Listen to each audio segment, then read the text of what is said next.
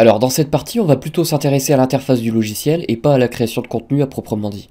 Donc on commence. Pour créer un fichier, tout simplement je clique sur l'icône création de fichier, qui va me créer par défaut un format A4 d'une feuille. Si je veux créer un fichier d'autre style, je fais fichier, nouveau, et je peux choisir un format prédéfini de réalisation de fichier. On a des modèles pour l'imprimerie, donc les feuilles A4, etc. On a des modèles pour la réalisation de lettres, si vous pouvez imprimer des lettres. On a aussi des templates pour la réalisation de sites web, et pour l'animation, et ainsi que pour l'édition photo. Dans le cas où je veux créer un design web, parce que ici c'est un petit peu notre particularité, je vais utiliser par exemple WebPage avec 960 pixels de large. En cliquant dessus, j'obtiens un élément avec des bordures grises ici qui va représenter mes limites de mon site web.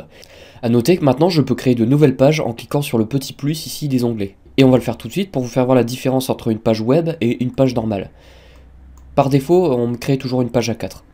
On peut aussi remarquer que la page A4 a une différence avec la page web, c'est que visuellement, les bords sont complètement ressortis de cette page, tandis que la page web, on a juste une simple bordure pour limiter notre design.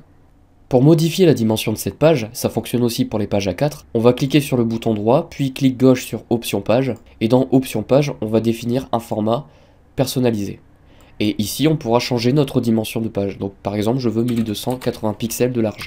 Pour améliorer encore les choses, on peut décocher cette case pour lui dire que ma page ne sera plus verrouillée par la taille. C'est-à-dire que si j'applique, déjà on a ma page en 1280 pixels de large, et que si je voulais augmenter la dimension vers le bas pour augmenter la taille de ma page web, je peux cliquer et faire glisser avec la souris pour agrandir ma page. Ça fonctionne exactement pareil pour le format A4. Mais bien sûr, cette page ne sera plus en format A4 une fois modifiée. A savoir aussi, quelquefois les unités ne sont pas définies en pixels, mais en centimètres. Donc dans ce cas, je vais dans Option Page, et je vais modifier mes unités dans l'onglet Unités. Et ici, je choisis le format approprié que je désire utiliser. En l'occurrence, c'est les pixels. Il me semble que sur le format A4, si je fais Option Page, l'unité est définie directement en centimètres et la police d'écriture en points.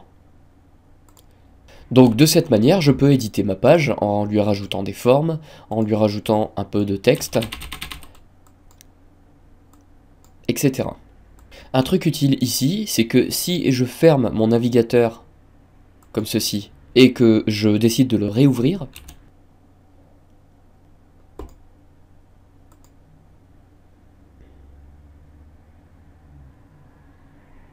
en plus de cette fameuse page qui apparaît pour la démo, mes onglets ont été gardés en mémoire.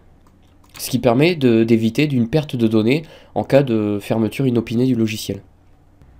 Sur la droite, on a des onglets qui permettent de définir ici des galeries d'images. C'est-à-dire qu'une fois qu'une image vous plaît ou une forme ou quelque chose que vous avez édité, vous pouvez l'enregistrer dans une galerie et la réutiliser plus tard. En l'occurrence, ici on a une démo, mais ça ressemble un petit peu à ça. Avec aussi un système de recherche. En dessous, ici, on a l'édition des calques et des groupes de calques. Ça fonctionne un petit peu comme sur Photoshop, sur GIMP et tous les logiciels d'édition graphique. Donc là je vais pas trop préciser, peut-être quand on passera dans l'édition, on verra un petit peu plus cette partie. On a en dessous la galerie des images, donc c'est les images utilisées dans notre élément. Elle peut nous servir à exporter rapidement des éléments. Bon, je m'en sers pas énormément, mais bon, c'est toujours utile de savoir ça. Et on a un onglet ici très utile pour la définition de style de pinceau et de type de trait, pour les modèles de traits. Voilà un petit peu pour l'interface. Un dernier truc, je vais juste vous faire voir qu'on peut importer des images très simplement. On peut soit faire fichier ouvrir et ouvrir nos images, ou alors faire glisser directement nos images. Donc, ici j'ai pris une photo de la plage avec un appareil Canon, donc au format original RAW, et du coup on peut glisser cette image et importer le format original.